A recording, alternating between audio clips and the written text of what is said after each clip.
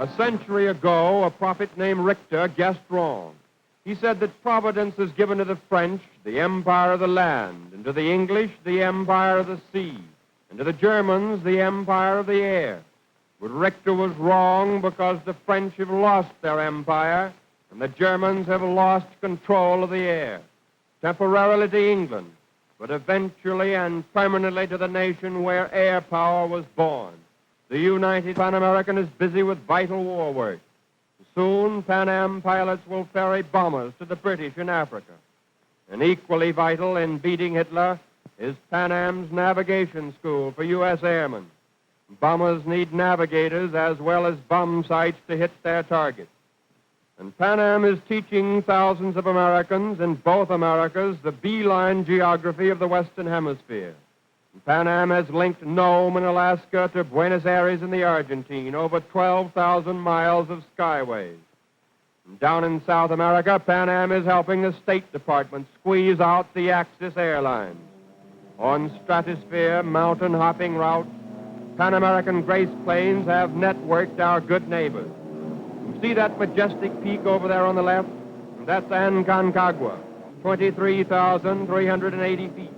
Tallest in the Western Hemisphere. But it's only another signpost on the all-American skyway now. Not only has Pan Am linked the Americas, the four-engine giants Pan American has developed have spanned two oceans to link the European and Asiatic fronts of World War II. The 15-foot propellers of the Clippers have stretched Pan Am's wings over 60,000 miles of skyway, more than twice the girdle of the Earth. From Lisbon in Portugal, nicknamed the escape hatch of Europe, to the Pacific, where saltwater Yankee clipper ships used to sail round the Horn in the China trade. Out there today, Pan Am pilots operate the strangest airline in the world, the Chinese National.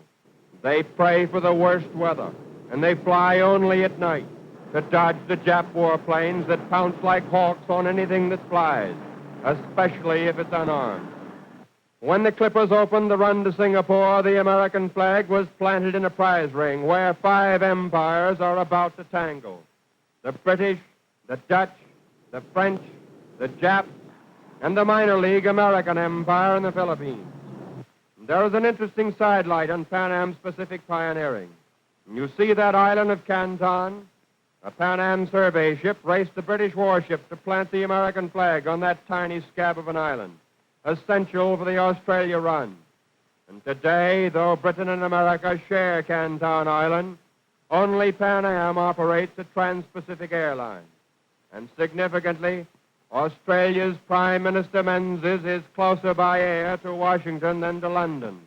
London, the nerve center of the British Empire of the Seas. For 10 years, Americans have been whining that there are no new frontiers beyond the WPA signs that picketed every horizon. But the pilots of Pan American have given us new vision, lifted us over our cramped horizons.